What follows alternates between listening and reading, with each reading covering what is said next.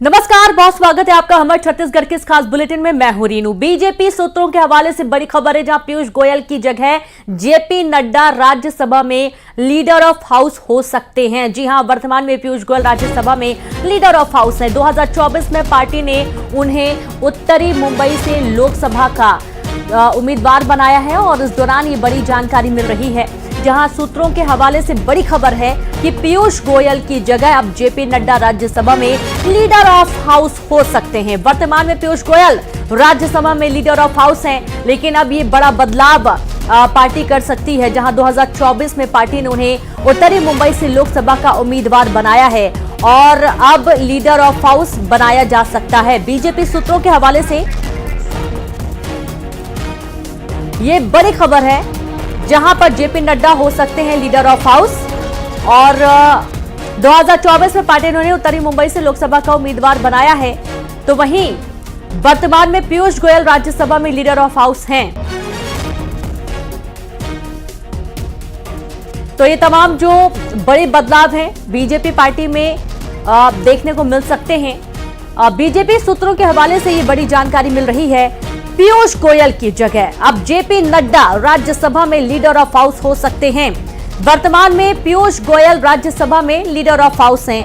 2024 में पार्टी ने उन्हें उत्तरी मुंबई से लोकसभा का उम्मीदवार बनाया है। ये एक बड़ा बदलाव देखा जा सकता है और जाहिर सी बात है कि अभी कल नतीजों का दिन है और नतीजों के बाद हो सकता है कि और कुछ बड़े फेरबदल करे बीजेपी, और ये एक बड़ी जानकारी मिल रही है। संवाददाता अनूप गुप्ता जुड़ गए। अनूप, एक बड़े बदलाव की बात कही जा रही है, राज्यसभा में हो सकते हैं leader of house JP Nadda.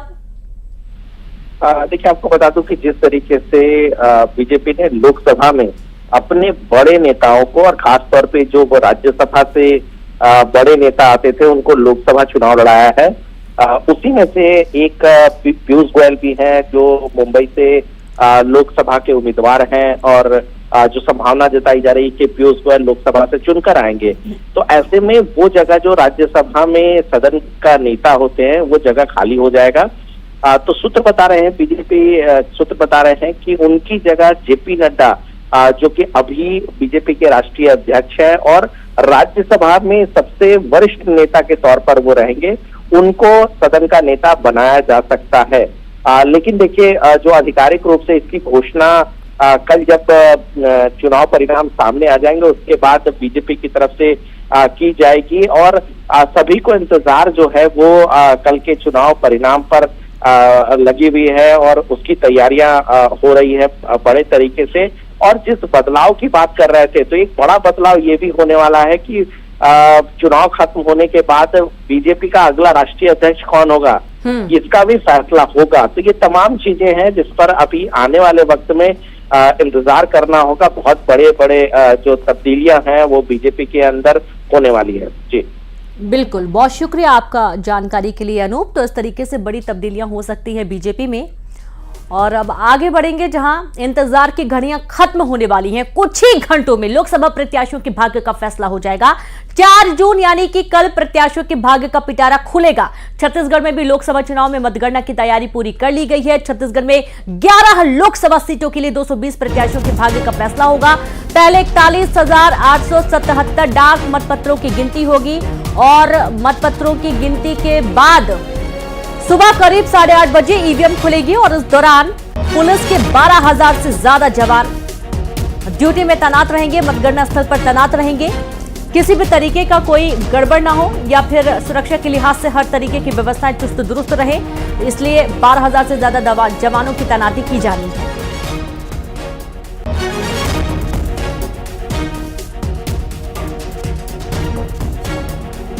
की पूरी तैयारी है। हर विधानसभा की 14 टेबल्स लगाई जाएंगी और जो आपका पोस्टल बैलेट का है उसकी 10 टेबल्स लगाई जाएंगी। शुरुआत में 8 बजे से 8:30 बजे तक पोस्टल बैलेट की गिनती होगी। बलौदा बाजार में जो हमारी कॉन्स्टिट्यूंसीज हैं उनमें ईवीएम की गिनती 8 बजे शुरू हो जाएगी। यहाँ 8:30 बजे शुरू होगी। 23 राउंड, अधिकतम जो राउंड जाएंगे वो 23 राउंड जाएंगे। हमारी पूरी तैयारी है। पॉलिटिकल पार्टीज को भी इस मतगणना संबंधी प्रशिक्षण दे दिया गया है। पूरी मतगणना स्थल की तैयारी भी करेंगे और पूरा उसका रिहर्सल करके मंगलवार यानी 4 जून को पूरे जो प्रत्याशियों के भाग्य का फैसला होगा और ईवीएम खुलेगा और किसके सर पर सेहरा बंधेगा ये तय होगा। अब आप देख सकते हैं मतगणना स्थल है, यहाँ पर पूरी तैयारी है वो कर ली गई है। और सबसे खास बात यह है कि रायपुर में 23 राउंड का मतगणना होगा लोकसभा चुनाव को लेकर के। और बलौदा बाजार में जो जो विधानसभा जो क्षेत्र आते हैं उसमें जो 8 बजे है काउंटिंग होगा और रायपुर जो मतगणना स्थल है वहाँ पर 8:30 बजे है मतगणना का कार्य है वो किया जाएगा, क्योंकि यहाँ पर जो पोस्टल बैलेट है उसकी गिनती होगी। अगर हम पूरे प्रदेश के पोस्टल बैलेट की बात करें तो लगभग 41,000 पोस्टल बैलेट हैं वो प्राप्त हो चुके हैं। और आप देख सकते हैं यहाँ पर आप पूरी नज़र है, सीसीटीवी जो कैमरे हैं वो भी लगाए गए हैं चप्पे चप्पे पर। यहाँ पर पुलिस के जो बल है, हमारे सुरक्षा बल के जवान हैं वो तैनात रहेंगे और पूरी मॉनिटरिंग सिस्टम यहाँ पर बनाई गई है। कंट्रोल रूम भी है, मीडिया सेंटर भी यहाँ पर बनाया गया है। तो कुल मिलाकर ये कहा जा सकता है कि अब इंतज़ार की घड़ी ख़त्म हो गई है और 4 जून को पूरे जो हमारे जिन प्रतिनिधियों ने चुनाव लड़ा है, जिन नेताओं ने चुनाव लड़ा है उसके भाग्य का फैसला होगा और लोकसभा चुनाव की इंतज़ार की घड़ी है वो ख़त्म होती हुई नज़र आएगी। और जैसे ही पोस्टल बैलेट खुलेगा, गिनती होगी, तो उसके बाद यहाँ पर रुझान आने शुरू हो जाएंगे और प्रदेश के 11 सीटों में जो परिणाम हैं वो एक एक करके निकलेंगे। सभी की धड़कनें तेज हो चुकी हैं और 4 जून को यानी कि मंगलवार को अब इंतज़ार की घड़ी खत्म होगी और जो जनता का आशीर्वाद किन्हें मिला है वो तय हो जाएगा। कैमरा पर्सन राजेंद्र चौधरी के साथ युगल तिवारी, न्यूज़ 18 रायपुर, छत्तीसगढ़। और रायपुर में बीजेपी का महायज्ञ जारी है। मतगणना से पहले बीजेपी का धार्मिक अनुष्ठान यज्ञ किया जा रहा है, जहां 400 सीट हासिल करने के लिए हो रहा महायज्ञ। बीजेपी प्रदेश अध्यक्ष किरण सिंह देव भी होंगे शामिल। बीजेपी प्रत्याशी ब्रज मोहन अग्रवाल भी शामिल होंगे। कई नेता और कार्यकर्ता भी इस दौरान शामिल रहेंगे। बड़ी खबर रायपुर से है, जहां रायपुर में बीजेपी का महायज्ञ जारी है। मतगणना से पहले बीजेपी का धार्मिक अनुष्ठान किया जा रहा है। धार्मिक अनुष्ठान यज्ञ जारी है, जहां 400 सीट हासिल करने के लिए ये महायज्ञ हो रहा है। देखिए तस्वीरें, जब बीजेपी प्रदेश अध्यक्ष किरण सिंह देव भी यज्ञ में शामिल होंगे और बीजेपी प्रत्याशी ब्रज मोहन अग्रवाल भी इस यज्ञ में शामिल होंगे। कई नेता और कार्यकर्ता भी शामिल होने वाले हैं।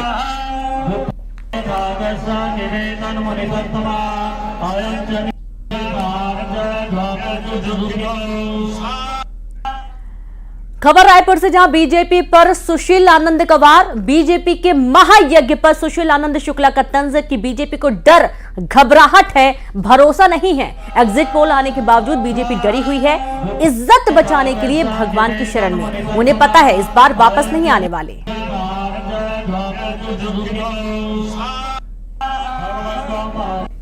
भारतीय जनता पार्टी का डर है, घबराहट है। एग्जिट पोल सेटिंग करने के बाद भी उनको यह समझ नहीं आ रहा है, उनको भरोसा नहीं है कि उनकी सरकार वापस आएगी। तो तुलसीदास जी ने लिखा है कि कादर मन कहूँ एक अधारा, दैव देव आलसी पुकारा। कुछ वही स्थिति भारतीय जनता पार्टी की है। इसीलिए भारतीय जनता पार्टी अब भगवान की पूजा पाठ की शरण में पहुंच गई है। हे भगवान, इज्जत बचाओ, क्योंकि इनकी सरकार की वापसी संभव नहीं है। तो 2024 लोकसभा चुनाव के परिणाम को लेकर सभी दलों के प्रत्याशियों की धड़कनें बढ़ गई हैं। महज कुछ घंटे बाकी हैं जब ईवीएम में कैद लोगों का जनादेश सबके सामने होगा और ऐसे में प्रत्याशी मंदिरों और घरों में अपने इष्ट देव की पूजा अर्चना में लगे हैं और अपनी जीत की कामना भी कर रहे हैं। बिलासपुर लोकसभा सीट से बीजेपी प्रत्याशी तोखन साहू भी भगवान राम की शरण में हैं। उन्हें पूरा भरोसा है कि एनडीए इस बार 400 पार होगी और बिलासपुर से वो रिकॉर्ड मतों से जीत दर्ज करेंगे। तोखन साहू से बात की हमारे संवाददाता उमेश मौर्य। तोखन जी, महज कुछ ही देर बाकी है, किस तरीके से देखते हैं परिणाम का? परिणाम भारतीय जनता पार्टी के पक्ष में ही रहेगा।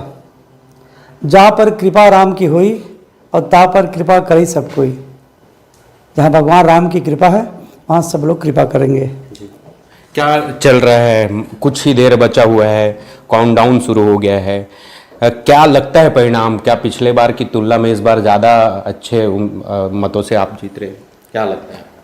बिलासपुर संसदीय क्षेत्र की जनता, हमारी माताएं बहनें भारतीय जनता पार्टी के देवतुल्य कार्यकर्ता सब लोग पूरी ईमानदारी से, पूरी निष्ठा से भारतीय जनता पार्टी को जिताने के लिए काम किए हैं। सब लोग मेहनत और परिश्रम की पराकाष्ठा 40-45 डिग्री टेम्परेचर पर काम किए हैं। मुझे उन सबकी मेहनत पर विश्वास है। माननीय नरेंद्र मोदी जी विगत 10 सालों में अनेक जन कल्याणकारी योजनाओं के माध्यम से सबका जीवन संवारने का काम किए हैं। देश का मान सम्मान विश्व में स्थापित हुआ है। लगभग 1 महीने पूरा वक्त लगा है मतदान परिणाम को आने के लिए, इंतज़ार भी करना पड़ा। इस दौरान कितने बार याद किया राम को? राम तो हमारे कण कण में और क्षण क्षण में विराजमान है। हर घड़ी हर पल हम भगवान को याद करके, स्तुति करके, उनकी प्रार्थना करके हम कोई कार्य प्रारंभ करते हैं। रोज याद करते हैं, हर क्षण भगवान को याद करते हैं। नहीं, मैं इसलिए ये सवाल किया क्योंकि कांग्रेसियों का ये आरोप होता है कि चुनाव के समय राम का मुद्दा, ये मुंह में राम बगल में छुरी वाले कांग्रेसी होते हैं। हम तो हर घड़ी हर पल अपने प्रभु श्री राम जी को याद करते हैं, अपने श्री कृष्ण जी को याद करते हैं, क्योंकि ये राम का देश है। ये राम की संस्कृति रची बसी हुई है। हम उसी संस्कृति में जीने वाले लोग हैं, इसलिए राम को हर पल हम लोग याद करते हैं। एग्जिट पोल ने लगभग 350 सीट बता दिया है, आपका आकलन क्या है? अब की बार 400 पार जो नारा दिया गया था वो पूरा होगा।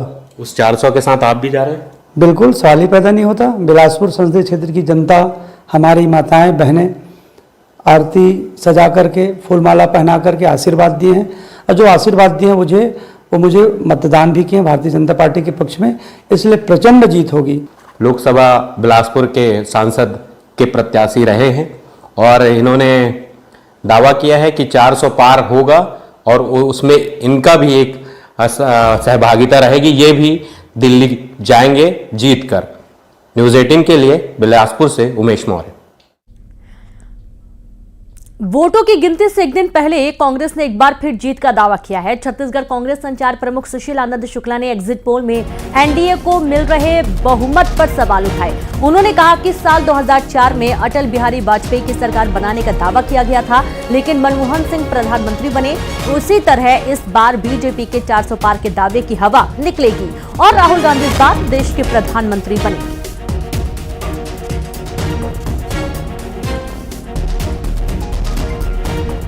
2004 में एग्जिट पोल ने स्वर्गीय अटल बिहारी वाजपेयी की सरकार बनाने का दावा किया था और पूरा देश में इंडिया शाइनिंग की एक लहर दिखाने की फर्जी कोशिश की गई थी।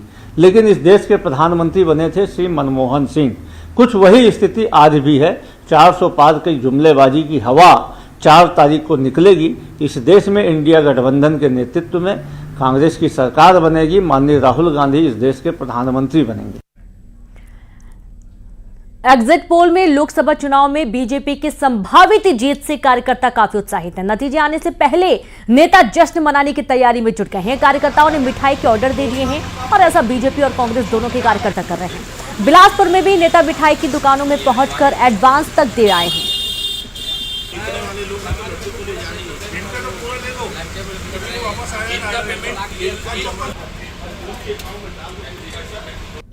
एग्जिट पोल के रुझान के बाद से भारतीय जनता पार्टी में उत्साह का माहौल देखा जा रहा है। खास करके बिलासपुर की बात करें तो बिलासपुर में आप देख सकते हैं कि मिठाई दुकानों में अभी से जो है नेता वो मिठाइयों के लड्डू के ऑर्डर देना शुरू कर दिए। इस वक्त मैं संतोष भवन में मौजूद हूँ और यहाँ पर बड़ी संख्या में जो नेता है वो पहुँचे हुए हैं। उनसे जानेंगे कि क्या कुछ जो रुझान आया है उससे आप लोग को लगता है कि जीतता है और कितने किलो लड्डू यहाँ पर आप लोगों ने कराया है? मैं 11 किलो लड्डू का ऑर्डर दिया हूँ संतोष भवन में, और सबको मालूम है रुझान ही नहीं, मैं तो पहले से भी बोल रहा हूँ पूर्ण बहुमत की सरकार 350 प्लस भारतीय जनता पार्टी और गठबंधन की सरकार में हम लोग रहेंगे। और खुशी मनाना है तो खुशी, बिना लड्डू की खुशी कहाँ, बिना मीठे की खुशी कहाँ। तो लड्डू का ऑर्डर आज किया हूँ, कल जैसे रुझान आना शुरू होगा लड्डू बांटना शुरू हो जाएगा। जी आप बताइए, आपने कितने किलो का लड्डू और कहाँ से हैं आप? मैं तखतपुर विधानसभा से हूँ और ये तो स्पष्ट हो गया है कि भाजपा की सरकार बन रही है, तो मैं 51 किलो लड्डू का ऑर्डर देने आया हूँ। और हमारे जो साथी कांग्रेस के लोग ये भी आए हुए हैं। जी जी, आप बताइए कि कितने, आपको क्या लगता है कि किस तरीके से इस बार परिणाम आने वाला है? मैं बिलासपुर विधानसभा कांग्रेस पार्टी का सिपाही हूं और हमें पूरा विश्वास है कि हमारी सरकार बनेगी, इंडिया गठबंधन की सरकार बनेगी और बिलासपुर से देवेंद्र यादव जी प्रचंड मतों से जीतेंगे। इसके लिए हमने आज 51 किलो के लड्डू का ऑर्डर देने आए हैं और फुल जश्न के साथ कल कांग्रेस पार्टी उत्साह के साथ अपनी सरकार बनाएगी। चलिए, भाजपा कांग्रेस सभी के जो नेता हैं वो यहाँ पर पहुँचे हुए हैं और दुकानों में अपने अपने तरीके से यहाँ पर वो लड्डू को ऑर्डर दे रहे हैं। दुकानदार भी हमारे साथ हैं मिठाई दुकान के, उनसे जानेंगे क्या लग रहा है इस बार कितने किलो का अब तक ऑर्डर मिल चुका है आपको? 150 किलो के आसपास का ऑर्डर मिल चुका है अभी तक हम लोगों को। 150 किलो लड्डू का ऑर्डर मिल चुका है अभी तक का, जो कि हर साल मिलता ही है हम लोगों को। हर साल कौन सी पार्टी ने दिया है अभी? बीजेपी कांग्रेस दोनों तरफ से है। बीजेपी की तरफ से हमारे तखतपुर से रशीद बख्श जी और बिलासपुर से शैलेंद्र यादव जी और रमा बघेल जी कांग्रेस से, इन सब की तरफ से हमको ऑर्डर मिल चुका है। आपके यहाँ स्पेशल क्या क्या है? स्पेशल सभी प्रकार के लड्डू है, लेकिन ज़्यादातर चुनावों में लड्डू का डिमांड ज़्यादा रहता है। हमारे यहाँ बूंदी लड्डू जो है शुद्ध देसी घी का बनता है, वो बहुत अच्छा, बहुत बढ़िया रहता है, इसलिए ऑर्डर ज़्यादा मिलता है। चलिए, बिल्कुल। तो ये थी दुकानदार और इनका ये कहना है कि ऑर्डर इन्हें लगातार मिलने लगा है। बड़ी संख्या में जो नेता है वो यहाँ पर ऑर्डर देने पहुँच रहे हैं और चाहे कांग्रेस हो चाहे भाजपा, दोनों ही दलों के नेता जो है ऑर्डर दे दिया है मिठाइयों का। उनको ये उम्मीद है कि उनका प्रत्याशी इस चुनाव में जीत कर आएगा। बिलासपुर से न्यूज़ 18 के लिए उमेश मौर्य। सूरजपुर में कल होने वाली मतगणना की तैयारी पूरी हो चुकी है। काउंटिंग से पहले जिला प्रशासन ने मतगणना स्थल पर मॉक ड्रिल किया और इस दौरान मौके पर काउंटिंग ऑब्जर्वर, कलेक्टर, एसपी समेत तमाम अधिकारी कर्मचारी मौके पर मौजूद रहे। सूरजपुर के आईटीआई भवन परिसर में मतगणना स्थल बनाया गया है, जहां कल होने वाली वोटों की गिनती से पहले सुरक्षा व्यवस्था कड़ी कर दी गई है। मतगणना स्थल पर सुरक्षा के पुख्ता इंतजाम किए गए हैं, जहां सूरजपुर जिले के 3 विधानसभा क्षेत्रों के वोटों की गिनती होगी।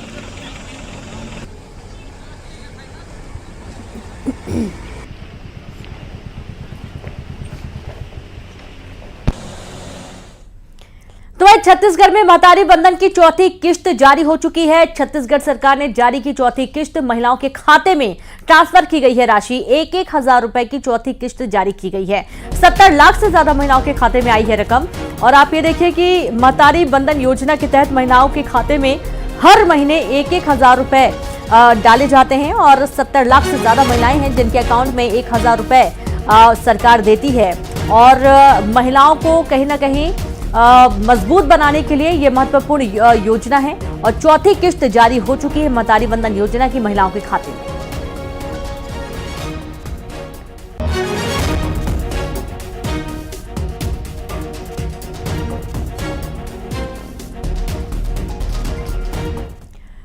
और अब एक बड़ी खबर भिलाई से है, जहां पर मां बेटे को ट्रक ने कुचला। बाइक सवार मां बेटे को ट्रक ने कुचला। मां की मौत हुई, बेटा गंभीर रूप से घायल हो गया। भिलाई में बोरिया गेट के पास ये हादसा हुआ है। बड़ी खबर है भिलाई से, जहां भिलाई में मां बेटे को ट्रक ने कुचल दिया। बाइक सवार मां बेटे को ट्रक ने कुचला। मां की मौत हुई, बेटा गंभीर रूप से घायल हुआ है। भिलाई में बोरिया गेट के पास ये हादसा हुआ है।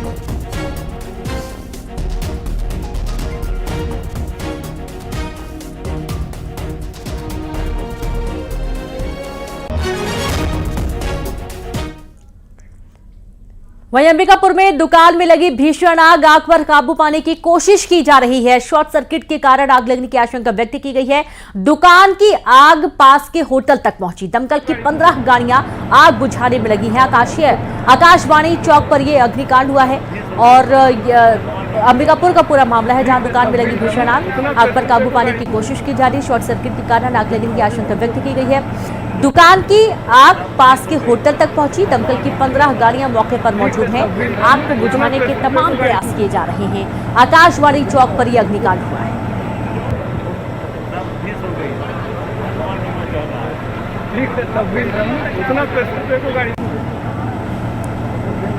तो देखिए, अंबिकापुर में दुकान में यह आग लगने का मामला है। शॉर्ट सर्किट से आग लगने की बात कही जा रही है और दमकल की 15 गाड़ियां मौके पर मौजूद हैं। आग बुझाने के काम में जुटी हुई हैं।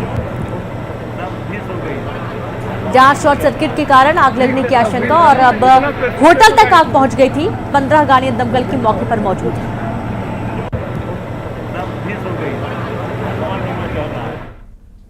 और चलिए अब देखेंगे 20 बड़ी खबरें तेज अंदाज में।